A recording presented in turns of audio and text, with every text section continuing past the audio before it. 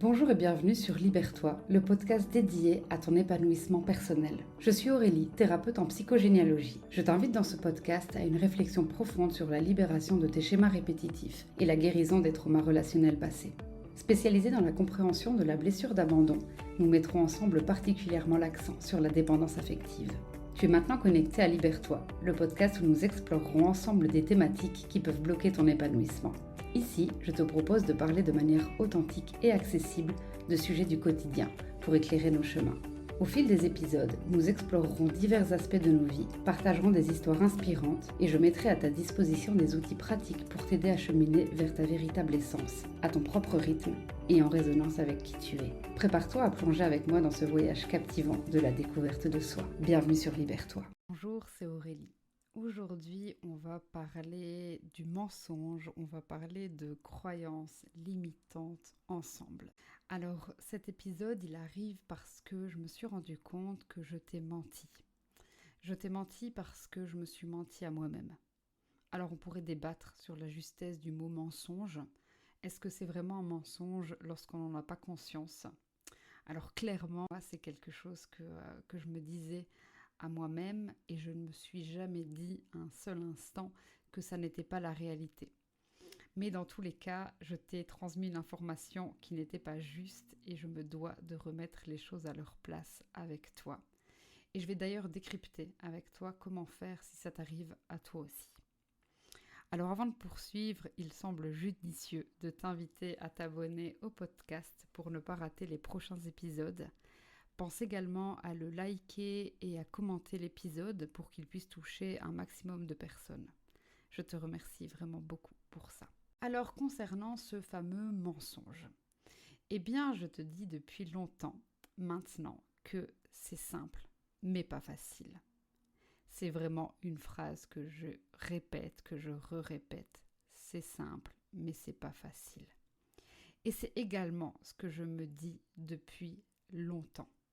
Et en fait, avec du recul et l'aide précieuse de ma thérapeute, je me rends compte que c'est, excuse-moi de l'expression, mais une vraie putain de croyance limitante que j'ai entretenue et que je t'ai potentiellement transmise.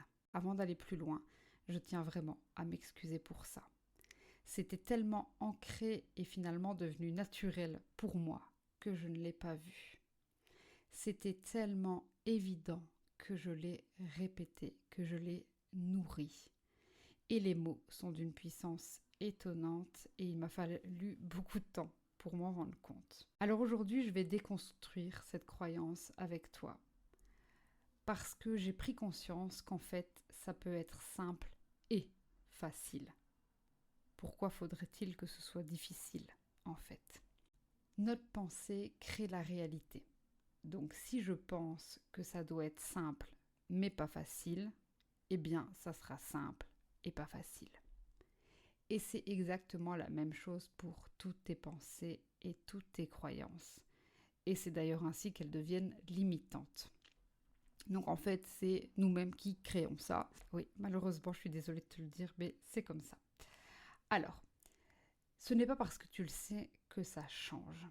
Donc ce n'est pas parce que j'ai compris ma croyance et c'est pas parce que j'ai compris qu'elle était limitante que j'ai intégré son changement. Ça, c'est une autre étape.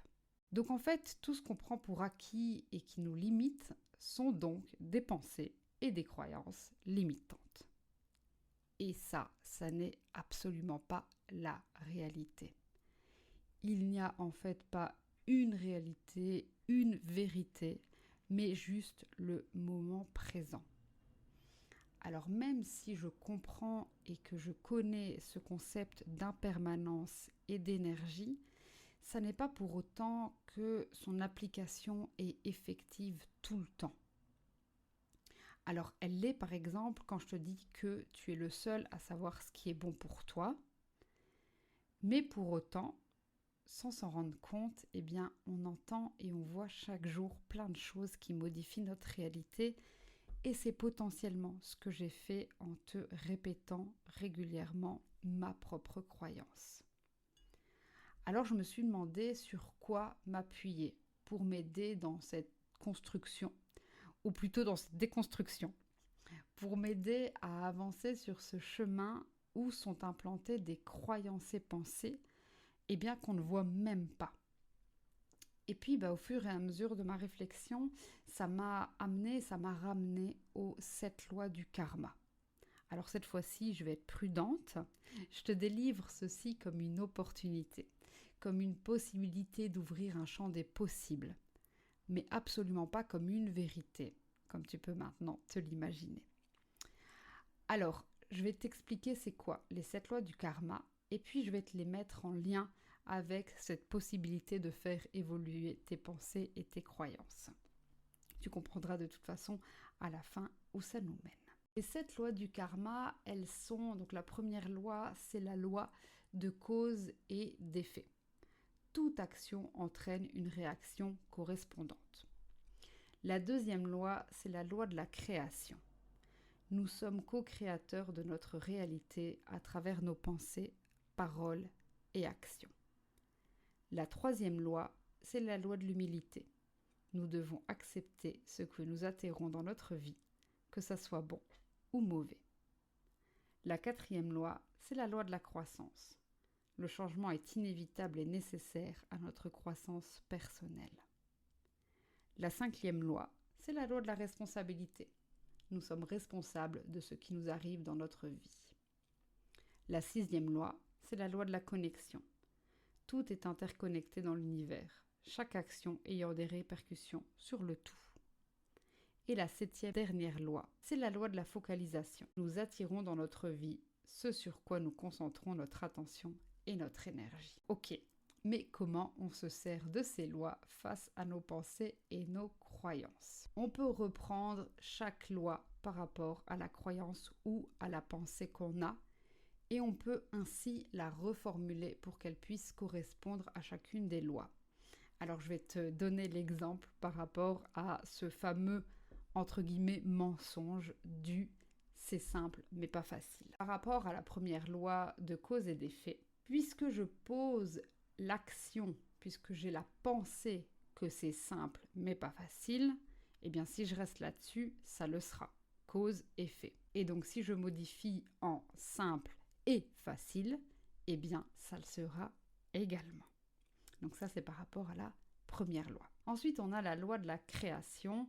Nous sommes co-créateurs de notre réalité à travers nos pensées, paroles et actions.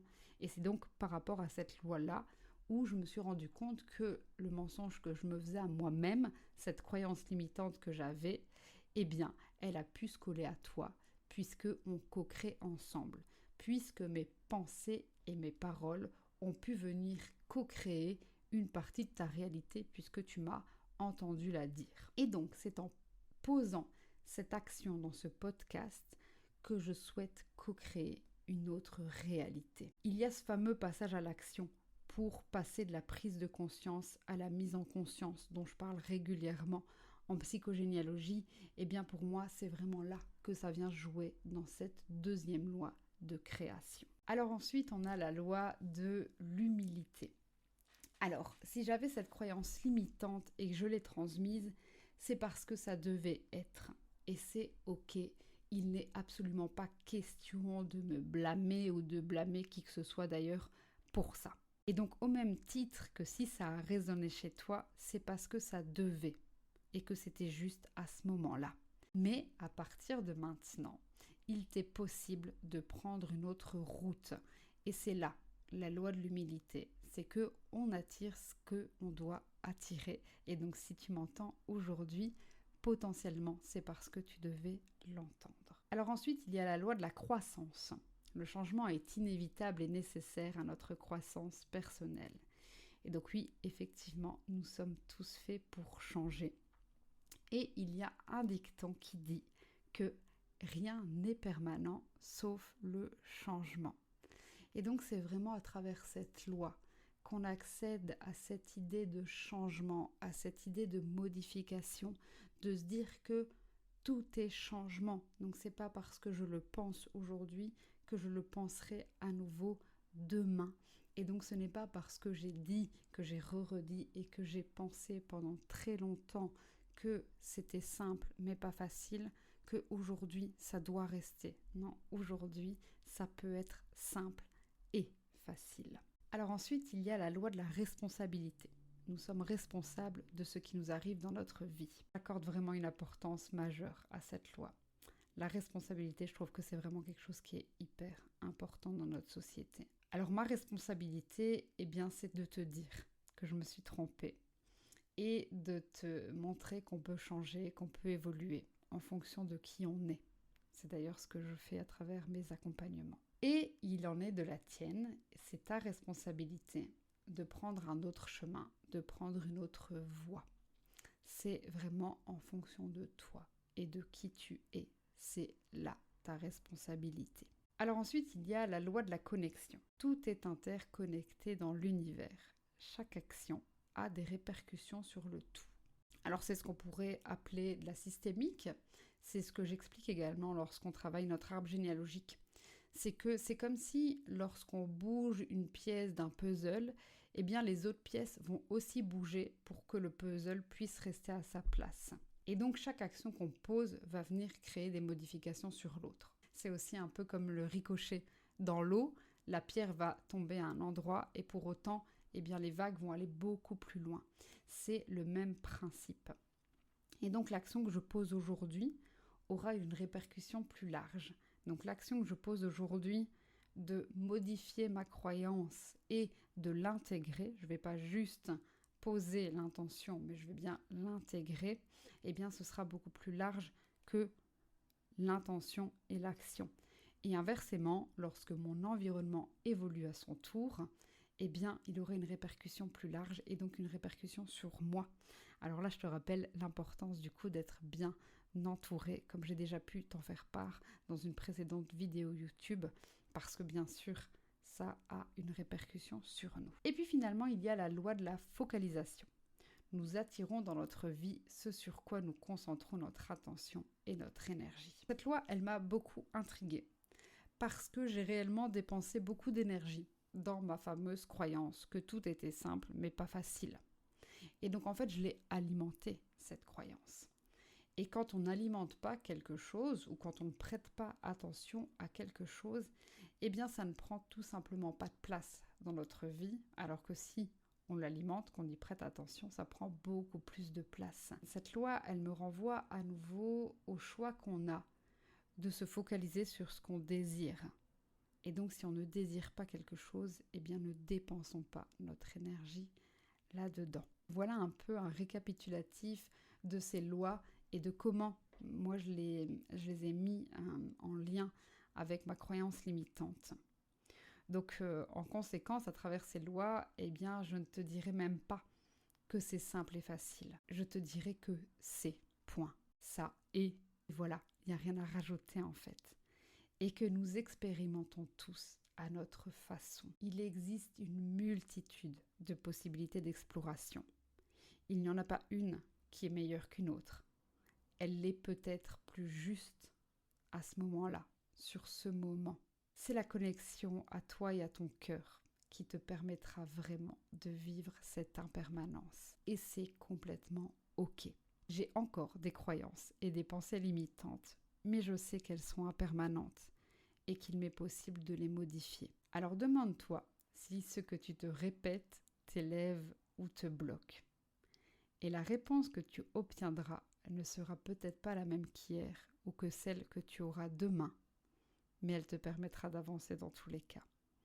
Et c'est ça qui crée la beauté de la vie. Si tu souhaites qu'on en discute, si tu souhaites qu'on discute de ces changements possibles dans notre vie, je t'invite à réserver un appel découverte avec moi pour qu'on puisse approfondir ensemble cette discussion. Alors avant de clôturer, je te rappelle cette possibilité d'appréhender ce que tu vis à travers ces 7 lois du karma, qui sont la loi de la cause et de l'effet, la loi de la création, la loi de l'humilité, la loi de la croissance, la loi de la responsabilité, la loi de la connexion et la loi de la focalisation. Alors c'était une très belle expérience pour moi de remettre ma croyance limitante par rapport à ces lois. Alors peut-être que ça le sera également pour toi, que ce soit par rapport à cette croyance, par rapport à d'autres croyances, par rapport à certaines de tes pensées. Alors n'hésite pas à réserver ton appel découverte avec moi pour aller plus loin dans ce sujet de transformation profonde. Si tu te sens prêt à explorer davantage ce sujet de transformation, eh bien, je t'invite à réserver dès maintenant cet appel avec moi. Ce sera une occasion pour nous de discuter en profondeur et de voir comment je peux t'accompagner dans ta démarche personnelle. Je te mets le lien de réservation directement dans la description. Je suis impatiente de continuer ce chemin et d'avancer avec toi vers une meilleure compréhension de toi-même et de tes croyances. Je te dis à très vite dans un prochain épisode et d'ici là, je te souhaite de t'aimer et de vivre pleinement ta vie.